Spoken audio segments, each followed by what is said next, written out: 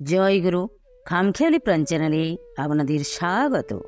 আজ আমরা পড়ব সারস্বত মঠ ও স্বামী স্বরূপানন্দ গ্রন্থ থেকে কিছু অংশ। জয় গুরু। আমি নদীতে স্নান করি। নদীটি প্রায় 7-8 মিনিটের রাস্তা। স্নান করিবার জন্য যাওয়া আসায় যে সময় লাগে ওই সময়টি আমার একটি অমূল্য সময়। নাম করিতে করিতে নদী তীরে উপস্থিত হই। একদিন ইচ্ছা হইল কালী নাম জপ করিব এবং অনুচ্চস্বরে কালী কালী বলিতে বলিতে চলিলাম। 5-6 মিনিট চলার পর যে স্থানে উপস্থিত হইলাম সেটি ময়দান। মস্তক উপরেই উন্মুক্ত সুনীল আকাশ, চতুর্দিক শস্য শ্যামলা বসুন্ধরা। এ কি! হঠাৎ এই সুদৃশ্য যেন কাঁপিয়া উঠিয়া অন্তর্হিত হইতে লাগিল। ক্রমে দৃশ্যজগৎ কোথায় মিলাইয়া যাইতে লাগিল। মুগ্ধ আমি চরৎ শক্তিহীন হইয়া গেলাম। এই সময় সুনীল আকাশে ঊর্ধ্বে মস্তক এবং নিম্নতলে পদ, এরূপ এক মহামেঘ প্রভাং ঘোরাং মুক্তকেশিং চতুর্ভুজাং মূর্তি প্রকটিত হইল। তাহার আদি এবং অন্ত নাই। কোনো দিকে লক্ষ্য করিয়াও তাহার কুল কিনারা করিতে পারিলাম না। দৃশ্যমান চারিদিক তাহার চারিখানি হস্তে পরিণত হইল। সুনীল অম্বরাতীত প্রদেশে তাহার মস্তক ও মুখমণ্ডল প্রকাশিত হইল। বিশ্ব ব্রহ্মাণ্ড তার দেহে পরিণত হইল। সে বিরাট মূর্তি দর্শনে আমি থরথর কাঁপিতে লাগিলাম। আমার চরৎ শক্তি লোপ পাইল। কালী নাম জপ করিতে করিতে মা আমার বিশ্বরূপ ধারণ করিয়া প্রকটিত হইলেন। কিন্তু দুর্বল আমি, সেরূপ সহ্য করিতে পারিলাম না। ভয়ে ভীত, স্তম্ভিত ও আকুল হইয়া গেলাম। নাম নামি যে অভেদ, এই জ্ঞান প্রত্যক্ষই উপলব্ধি করিলাম। হরিহর গুরু অভিন্ন। আমি কৃষ্ণমন্ত্রে দীক্ষিত ছিলাম। আশৈশব রাধাকৃষ্ণ লীলায় আমার কাছে বড় প্রীতিপদ বোধ হইত, যদিও অন্যান্য দেবদেবীর প্রতি তেমন অভক্তি বা অশ্রদ্ধা ছিল না। তবুও আমি রাধাকৃষ্ণ বা হরপার্বতীকে কখনো এক মনে করিতে পারিতাম না। এই দুইটি যুগলমূর্তির মধ্যে যেন আমার শতই ভেদবুদ্ধির উদয় হইত। শ্রী শ্রী গুরুমুখে শুনিয়াছি, ধর্মপুস্তকাদিতেও পাঠ করিয়াছি, যে হরি ও ঈশানে প্রভেদ মনে করে সে নারকী। পুস্তক পড়িলে বা কানে শুনিলে কি হইবে? প্রাণে প্রাণে সত্য উপলব্ধি না হইলে যে কিছুতেই সংস্কার দূর হয় না।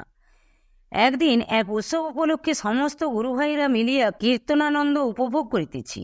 শ্রী শ্রী গুরু মহারাজ অদূরে আমাদের পাশে আসনে উপবিষ্ট হইয়া আমাদের ভাবগতিক লক্ষ্য করিতেছেন ও মৃদু মৃদু হাসিতেছেন। আমরা যে স্থানে বসিয়া কীর্তন করিতেছি তাহা শ্রী শ্রী গুরু মহারাজের শয়নঘর। আমাদের সম্মুখে ঘরের ভিতর একটি টেবিলের উপর একখানা আয়না রহিয়াছে। আমি ওই আয়নার প্রতি দৃষ্টি স্থাপন করত এক মনে কীর্তন করিতেছি। কিছুক্ষণ কীর্তনের পর মন ক্রমশ স্থির হইয়া আসাতে আমার দৃষ্টি ওই আয়নাতে নিবদ্ধ হইয়া গেল। আমি যেন কেমনতর হইয়া গেলাম। দেখিলাম আয়নাখানা এত বড় হইয়া গিয়াছে যে সমস্ত ঘর জুড়িয়া তাহা বিস্তৃত হইয়াছে। এমনকি ঊর্ধ্বদিকে গৃহের ছাদ ভেদ করিয়াও বহুদূর পর্যন্ত তাহা ব্যাপ্ত হইয়াছে। আমি তন্ময় হইয়া কেবল আয়নায় দেখিতেছি। এমন সময় দেখিলাম আয়নার দুই দিকে রাধাকৃষ্ণ ও হরপার্বতীর আবির্ভাব হইয়াছে। খোল করতালের তালে তালে নাচিতে নাচিতে তাহারা ক্রমেই আয়নার দিকে অগ্রসর হইতেছেন। অগ্রসর হইতে হইতে সহসা তাহারা আয়নার ভিতরে একত্রিত হইয়া আমার ধ্যানানুযায়ী স্বশক্তি ও গুরুমূর্তিতে পরিণত হইয়া গেল। দেখিলাম রাধাকৃষ্ণ বা হরপার্বতী কেহই নাই। তৎপরিবর্তে বামাঙ্গ পীঠে স্থিত দিব্য শক্তি শ্রী শ্রী গুরু মহারাজ বিরাজিত রহিয়াছেন। এই দৃশ্য দেখিয়া আমি কিংকর্তব্য বিমূঢ় হইয়া চাহিয়া রহিয়াছি। এমন সময় শুনিতে পাইলাম শ্রী শ্রী গুরু মহারাজ জরৎগম্ভীরস্বরে বলিতেছেন, হরি ও হর অভেদ, আমি হর আমি হরি। দেখিলে তো, তবে আর ভেদবুদ্ধি কেন? সেই দিন হইতে আমার পূর্ব সংস্কার বিদরিত হইয়াছে। শুধু হরিহরে কেন, কোনো কিছুতেই আর দ্বিধা আসে না। সকলই শ্রীগুরুর বিকাশ বলিয়া মনে হয়। ইহা তন্দ্রা ভরে নয়, স্বপ্নে নয়, স্থূলচক্ষে প্রকাশ্য দিবালোকে দেখিয়াছি, গুরুবাক্য সকর্ণে শুনিয়াছি। স্বামীজি নিজের কোনো দুর্বলতার কথা বা কোনো গর্হিত কাজ করিলেও গোপন না করিয়া অকপটভাবে তাহা প্রকাশ করিতেন। অনেক গুরুভাই তাহার সেই অকপট প্রাণের অভিব্যক্তির পরিচয় পাইয়াছেন। এ সম্বন্ধে একটি ঘটনার কথা উল্লেখ করিতেছি।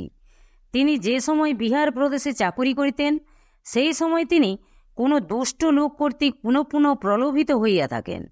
কিভাবে তিনি সেই দুষ্ট লোকের নিকট হইতে আত্মরক্ষা করিতে পারিয়াছিলেন তাহা তিনি অতীন্দ্রিয় দর্শন প্রবন্ধে প্রকাশ করিয়াছিলেন।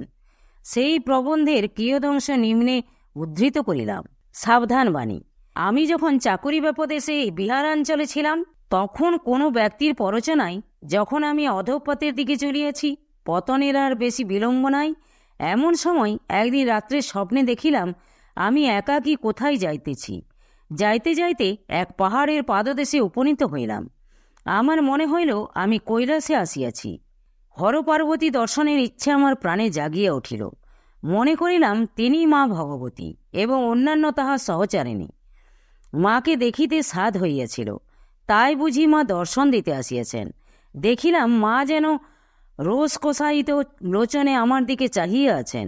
তাহার সেই তীক্ষ্ণ দৃষ্টি যেন আমার হৃদয়ের অন্তঃস্থল ভেদ করিতেছে। মা যেন আমার বিষয় সব জানতে পারিয়াছেন। ভয়ে আমার মুখ শুকাইয়া গেল। আমি স্তম্ভিত হইলাম। মা সদয়ে অথচ কঠোরভাবে আমাকে সম্বোধন করিয়া বলিলেন, হ্যাঁ রে, তুই অমুকের সঙ্গে কোথায় যাইতেছিলি? তোর জীবনের লক্ষ্য কি ভুলিয়া গিয়াছিস? সাবধান, এখনো সাবধান হ। ভক্ত ভগবানের মিলন।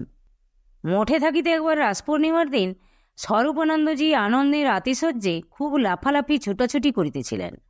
প্রকৃতিস্থ হইলে জিজ্ঞাসা করিলাম, আপনার এত লম্ফঝম্পের কারণ কি? উত্তরে তিনি বলিলেন, আমার আজ অত্যধিক আকাঙ্ক্ষা হইয়াছিল। রাসলীলার সময় গোপীগণ ভগবান শ্রীকৃষ্ণের সহিত মিলিত হইয়া কিরূপ আনন্দ উপভোগ করিয়াছিলেন, তাই উপলব্ধি করা। আমি রাসলীলার বিষয় চিন্তা এবং ধ্যান করিতেছিলাম। হঠাৎ আমার ভাবান্তর হইল। আমি দেখিলাম আমার শরীরের প্রত্যেক রোমকূপ ভোগের মতো হইয়া গিয়াছে। প্রত্যেক রোমকূপের মধ্যে যেন ভগবানের শুভ্র রশ্মি লিঙ্গাকারে আসিয়া প্রবেশ করিল। তাহাতে আমার মনে হইল স্ত্রী পুরুষের রমণ হইতেছে, অর্থাৎ ভগবান আমার সহিত রমণ করিতেছেন।